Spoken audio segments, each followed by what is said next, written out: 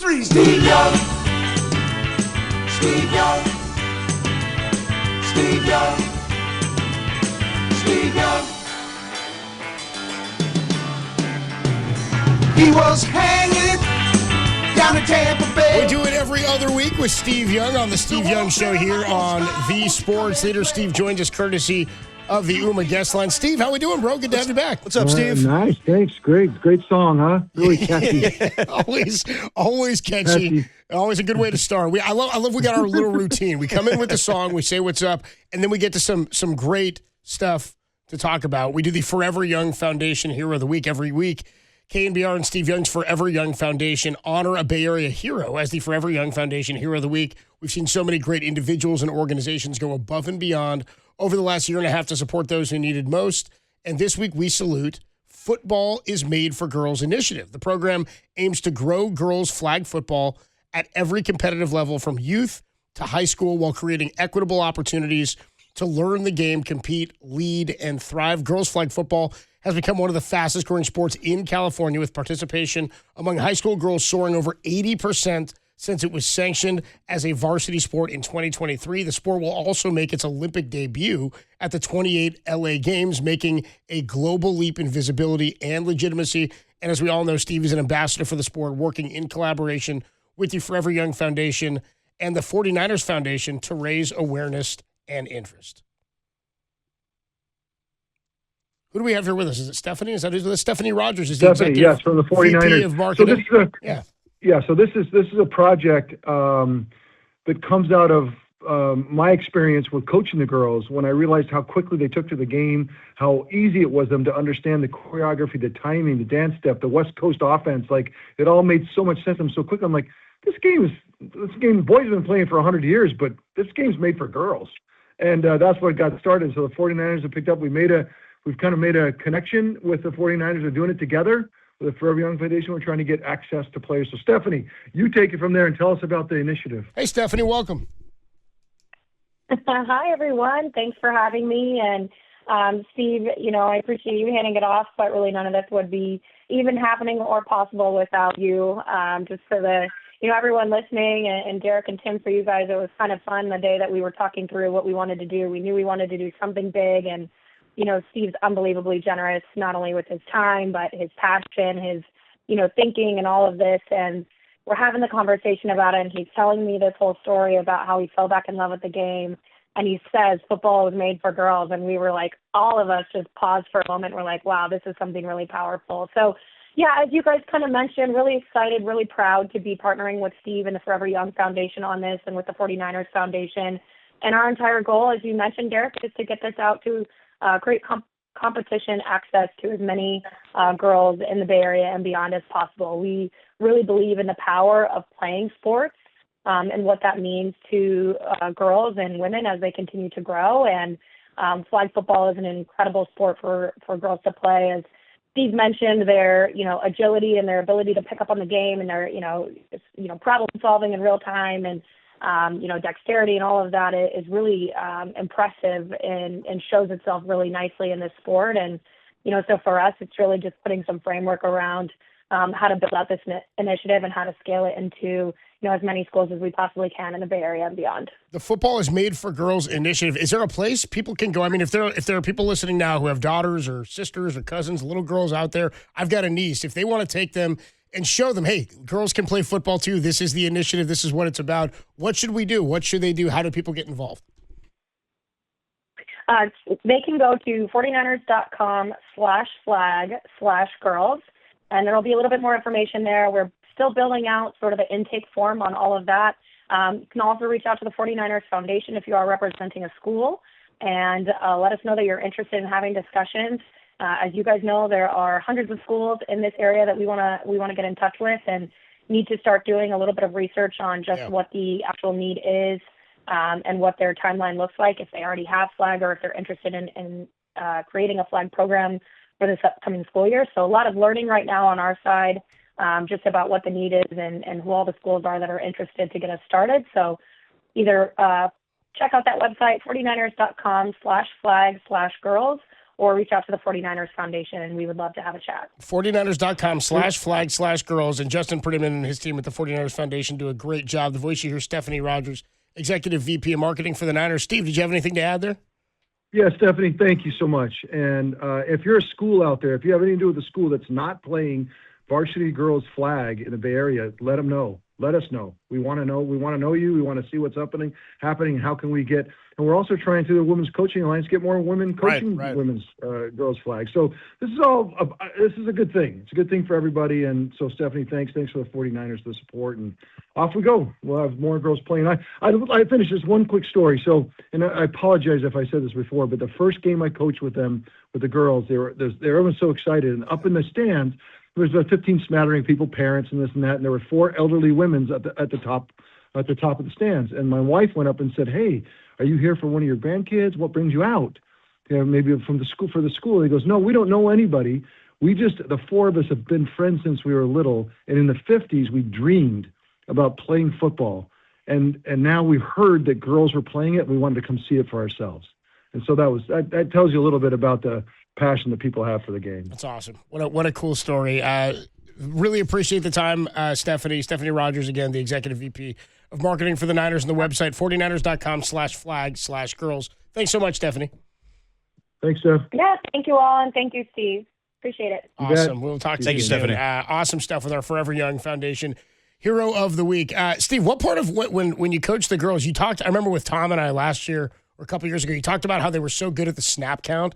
That was something that they obsessed over. Now that they've become more developed, is that still something that's like what's the most interesting part of the game when you're coaching the girls? I think it's because you can come up with every week's a new game plan, right? And so and people have started to defend us in unique ways that have caused us some grief. And then you come up with some idea that you need to teach a new concept, and you put it on a piece of paper, on the board, and then you kind of go out and practice it. Yeah. And it's like they don't have to look at it twice. They just look at it like, "Oh yeah, we got that." They run it. I'm like, "This is like you don't need a coach. Like all I got to show you is a little bit of the tactics, and like you guys go run your own plays. You don't need anybody." So that's the fun of it. And I don't like there's rules that the state has changed how they rush the passer. They rushing from 1 yard. And it's muddled the game so it can't be as tactical. Yeah. So we got to get that fixed back. We got to change that back. The state's messed that up. We got to. If you're somebody with a state CIF or something, give me a ring, will you? Because you guys have screwed this up. We got to fix it. Oh, I like this deal where hey, if your school that you like or that you're at is not playing varsity women's or varsity girls flag football, get them on a list. Steve's making a list of people he's going to call, CIF people in high schools. Make sure that we're playing. Yeah, he's making a list. He's checking it twice too. It's happening. He's coming out. It's happening. It's good to have some laughs, Steve, because we've been trying to be a little lighter. We've been going like positive thought of the day on the show because it's all doom and gloom for 49er fans. They're 4-2, but because of the loss of Fred Warner, it feels like this injury just means more than losing a player on the field. I think everyone knows. And look, to me, Fred's always been that guy. He's always and he's grown into those shoes. And how people, as they get more experience and more wisdom and they grow in stature and they don't even mean to. It's like, he becomes more trusted. He's the person that everyone looks to. It's like he was the captain, right? Derek Jeter. Who's the captain of this place? Well, go see Fred. Yeah, right. And so that's what's so painful, because any injury is painful for Nick and for anybody else, for Brock and now Mac with his knee, and everything's is painful. But this one for the season, and then to watch it's just to know what he's going through. Did you guys see him? What he put on Twitter after the game? What little statement he made? Yeah. It's baffling how amazingly mature and present he is, and aware of others, and aware of the team, and you gotta. I don't know, Fred. To tip my cap to you, my friend. He's a dear friend of mine, but I mean something else. Wow. And now we put that aside because Fred's got to get healthy. Like you said, I gotta go fix this. I gotta get healthy. We got to go play. And we got to go play some ball. And that's the problem. And the biggest problem is when you don't have someone to speak for the defense in the huddle at the key moments. It's not like Tatum's going to the dream is that I'm wearing Tatum's shirt and jersey by the end of the year. I'm wearing, I'm wearing Upton's shirt by jersey at the end of the year. I'm wearing Alfred's jersey by the end of the year. That's if we're going to get somewhere, that's got to happen. But in the meantime, there's this, I've always said the NFL is a predatory place, and especially defense is predatory thought. And so in that way, we lose a little bit of that edge. You're going to see a defense that you're going to see the Falcons are coming to town. You're like, oh, the Falcons? Like, what? The Jaguars, like the same with the Jaguars. The Jaguars defense, they punch us in the mouth defensively, and they never really let up. And you're like, wait, that Jaguar defense was no joke. The Falcons got the same thing. Like, they've been around and they've gotten better and better. And so with new players, with inexperienced players, we have to answer that. That's hard to do. And so why people are bummed out right now and sad, first of all, for Fred personally, but then who's going to do this? We need sophisticated, experienced players that we can count on. And right now we're going to have to, we're leaning into people that have not played a lot of football to be excellent, to be great out of the gate. And we have great coaches to be able to pull it off. People that have the spirit of it and the culture of it. Our locker room's still intact. So let's see people grow in front of our eyes quarter by quarter, because that's what's got to happen. Talking to Steve Young on the UMA guest line. I mean, yeah, Fred Warner, he was the emotional leader on the defense, but also the emotional leader of the team. And just in your experience, Steve, did you feel like you had to step up as the quarterback to lead even more when you lost a defensive, leader on your team? Like when Ronnie Lott left, or when Charles Haley got traded, did you have to step up even more as the leader of that team? Of course. We got to score 30 a week at least. That's just the way it's going to have to be. Now we might not have to, but that has to be our position. I mean, a touchdown a quarter is kind of minimum, and we have to expand. Now that's a little odd to say because we're leading in yards per game passing. We're leading the league. Yeah, and I think we're 30th or 31st in rushing. Yeah, that's correct. Yeah. So it's all backwards right now, and a lot of it's Mac, because Mac, he's one of his things feels like he can. A 300-yard game for Mac seems like it's something we can start to count on. You know what I mean? Yeah. But we've got to be able. You guys know this, right? We can't just throw it around the rest of the year and figure that we're going to put up 30. Like, we're going to have to run the football. And Christian, and we're putting so much on Christian, but at some point we're going to have to, have some 100-yard rushers. We have to. And then we say, well, our offensive line is not playing particularly well, or obviously George's been out, or whatever else it is. It's all like, so what? Like, we've got to turn this around. We've got to be above average rushers the second half of the year. And that's just we got to make that change. Feels like a weird dichotomy for the Niners, because it's an organization and a team and a structure and so many superstars at the top of the roster that make you think they should be contenders. And we started to kind of see a little bit of that with the defense, even though they were banged up at the start of the year. I've seen people say, well, you got to pack it in and sell and keep your pieces and get ready for next year. I go, they're 6 games in. They're 4-2 leading the division right now. You don't pack it in. How do you find success in a year that you maybe now think your Super Bowl hopes have changed? What's success this year, Steve? Well, a success is the quarterbacks and whoever. I mean, if it's Brock or Mac, we need real efficient. We need not perfection, but really low turnover rates. Like, the second half of the season has to be super low turnovers. Like, we need to win the turnover battle every week, no matter what. That's just and we're playing well. That's what happens. And so we have the quarterbacks that I think can week to week can pull that off. I really believe that. And so then it's about George getting healthy, because we know in the running game George makes a big difference. And then just in leadership, and then Trent to stay healthy, of course, and Christian to not wear down and see if he can get some help. Our pass protection, despite the yards, it's got to get better. So we got to. These are all things that have got to get better. Now the preseason's over. We're in October, and even the second half of October now almost. It's now, who are we? And who we are is we're banged up. We got if you told me that we're going to lose Nick and Fred for the year, and you can go cry in the corner and roll in a ball. Like, I get that, but not us, because we have still a lot of great players and early returns of some young players who can maybe be great.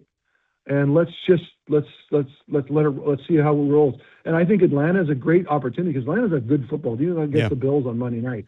But they got Monday night at home, then they travel across the country on Friday.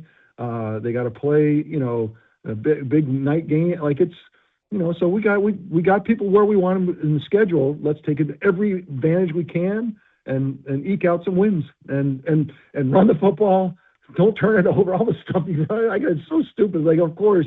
And then we kind of started, we got to have some interceptions. I mean, have 0 in 6 weeks is insane. Like, there's stuff that is going to change for the better. It just has to.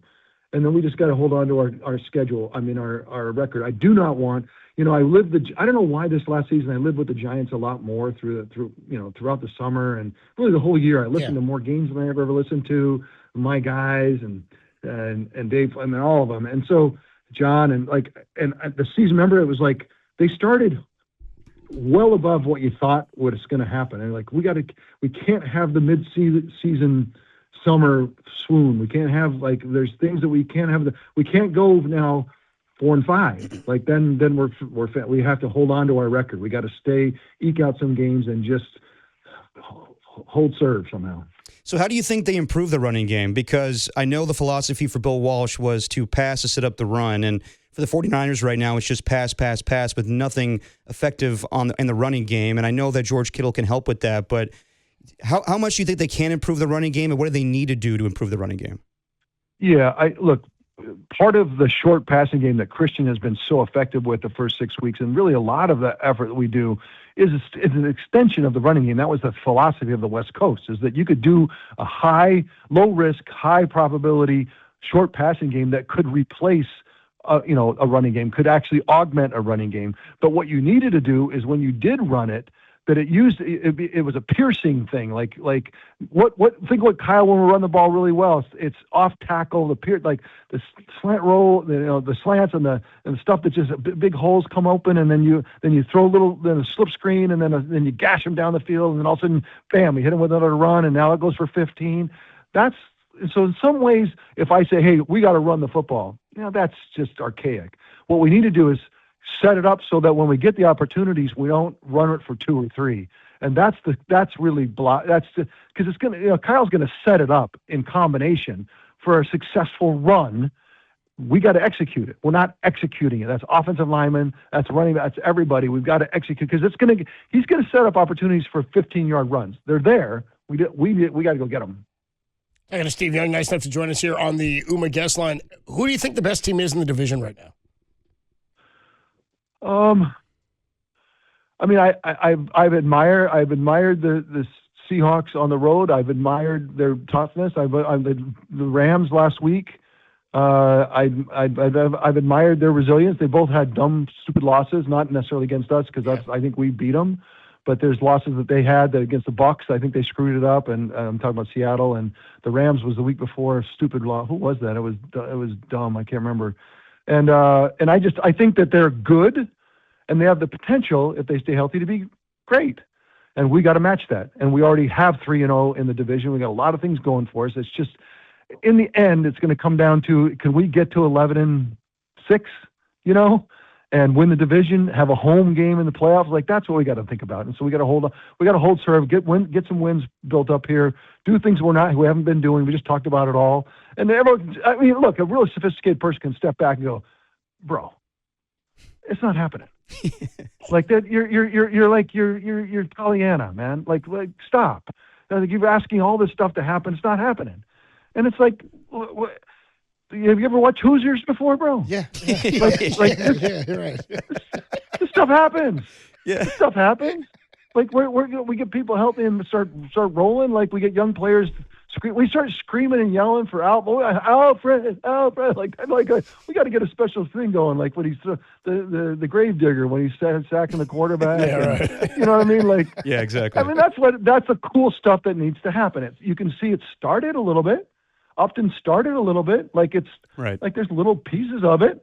Like, we need it to be so that, like, the big pick that wins the game against the Falcons and returns it, and then he spikes it and he screams like, something's down, bro. Give me some church. Like, that's what it just needs. We need something to break for us a little bit. So I understand why people could think that I'm Pollyanna, but I still believe there's a way forward. No, there's a good reason for it. I mean, Kyle Shanahan's been proven. But what do you make of what's going on right now with Jauan Jennings? And we didn't talk to you about all the offseason stuff with him in training camp, wanting a new contract, and they settle on an adjusted one for incentives this season. But this last game, he's on the sideline having a spat with Kyle Shanahan. There may be something there with his usage in the offense right now. He felt the need to tell everybody in the post-game interview that he has 5 broken ribs. I don't know how that helps him to have defenders know that. But what do you think about what's going on with Jauan right now? Yeah, I appreciate that. So let's go backwards. When the window was wide open, right? When every owner and everyone is in 100% to go chase the Super Bowl and was paying whatever, like all of a sudden Nick needed a contract, got it. Fred gets a contract. George, Trent holds out. Like everybody's getting like Christian, like and everyone knew that Jed was in. So like he's gonna like we're gonna and we overspent trying to get to the Super Bowl. So this year was different. It's not the same. And so if you have a contract dispute or you've got some beef with the 49ers, you need to get like up to speed in a way. Like that's what I would tell Jauan. It's like, this is different. The season has gotten, we got right sized on the balance sheet. We've gotten young players we got to count on. Like you can complain and moan against it, but it's different. And like, you got to get on board because that's a fact. And then what happened in the contract is a lot of usage. Like I'll do this because I know I'm going to get used because I'm the man, right? And then all of a sudden, someone shows up out of nowhere and is getting used a lot more. And you're not getting a call because you're not. Look, Bill Walsh always just said, you know what? If you're not in the huddle, you're not in the huddle. Like it's pretty simple. Yeah. Like if you're not, and so you've got to go find ways for you get the ball because you're open and look, I can tell you, Mac and Brock could care less who's open. Like I always said, if my grandmother was open, she's getting the ball. Yeah. Like I don't care who's open, man. Like you know, and so he needs to author that and own that. And if he's not getting the call, the last thing you want to do with Kyle, in my mind, is go bitch and moan about it, especially publicly.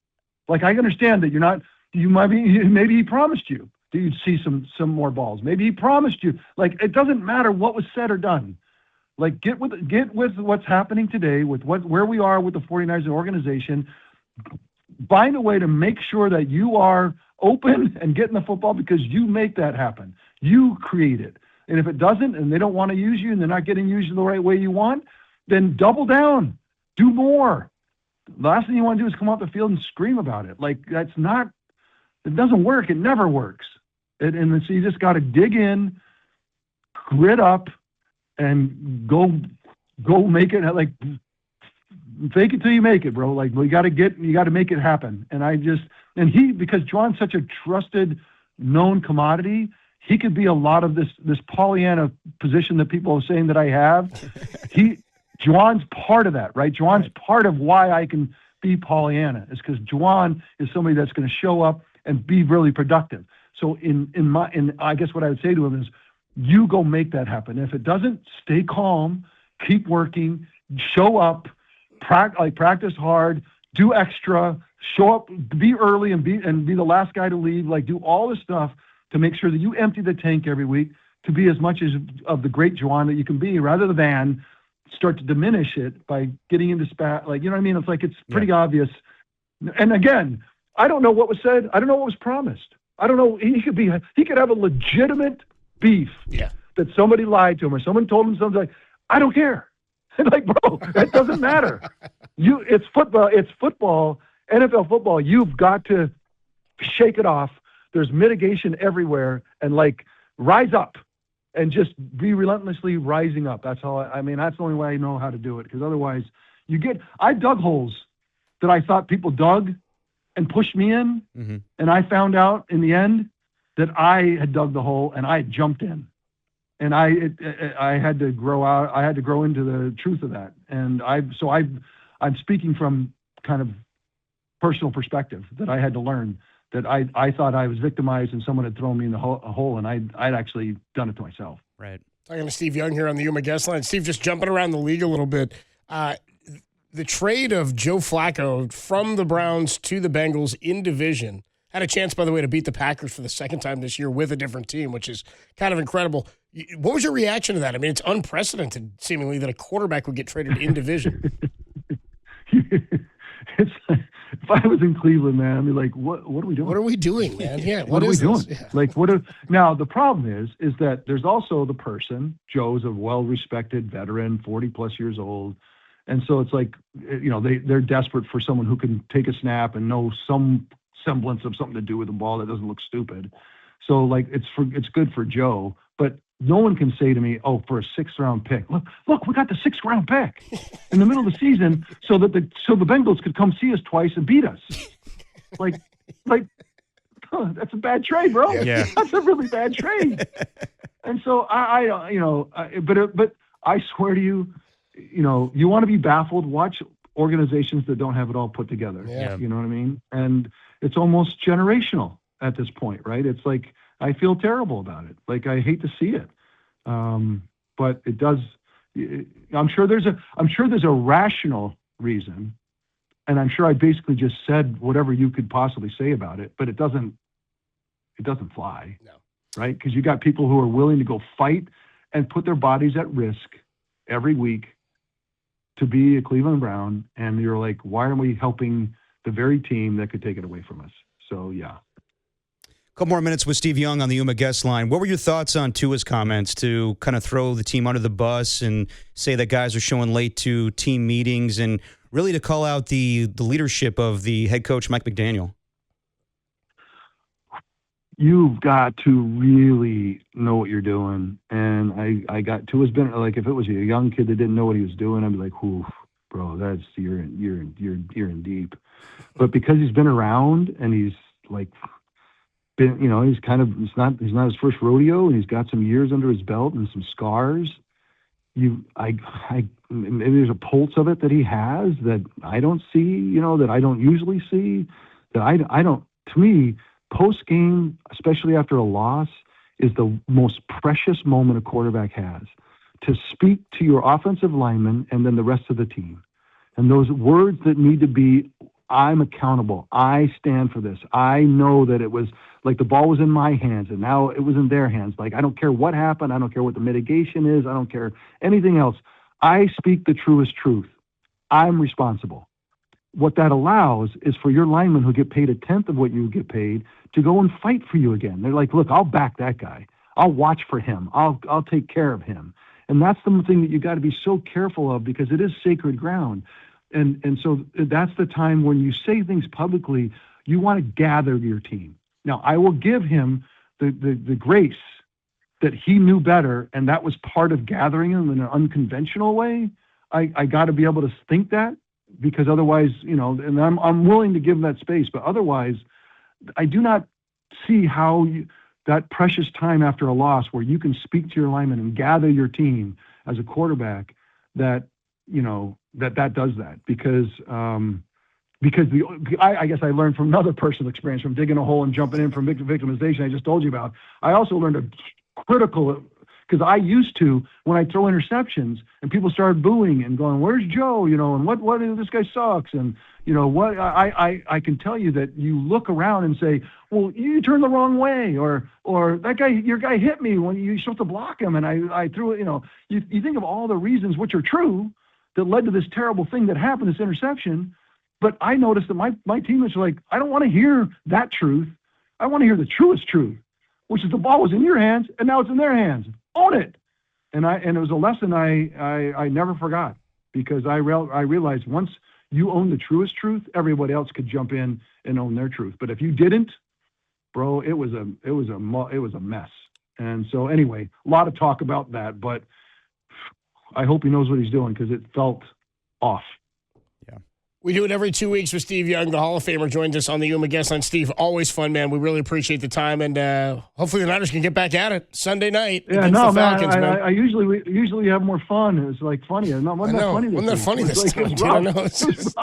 We'll make it funny in 2 weeks, Steve. Dude, it'll be funny, Steve. It'll be funny if Kyle heard the interview and he does the Hoosiers thing. If he rolls out with the team before the game and he brings the tape measure to the goalpost and he goes, "Dude, see, it's just like every other goalpost in the league, boys." Or hangs up a big picture of Pollyanna, whoever that is. Yeah. He's got. I want to see. Yeah. Pollyanna is our new team mascot. There you go, Pollyanna. I want to see it. Move over, Sourdough Sam. That's how we're doing it. Who's the little guy that's sitting on the guy's shoulders? The small player on the team, the shortest player on the team in Hoosiers. He's like sitting on the shoulders when they do the tape measure thing. Jimmy, right? Jimmy, yeah. No, he's the star. No, Jimmy He's Chitwood's the star. Yeah, he's the star. The other kid, the little tiny one, we got to get Eddie Pinheiro sitting on Kyle's shoulders when they do the measuring. Dude. Well, yeah, and Pollyanna's not the girl that you do at the end of the week with the. That's not Pollyanna. No, that's Harmony, Steve. That's Harmony. That's Harmony, Steve. Harmony. Yeah. You still a fan of Harmony? No. I'm more into. Right now, I'm into Pollyanna. Right now. Yeah, it sounds like it. It sounds like it. See, dude, we can twist it any way we want. We can have fun with it. Steve, have a great weekend, man, and we'll talk to you in a couple of weeks. Thank you, Steve.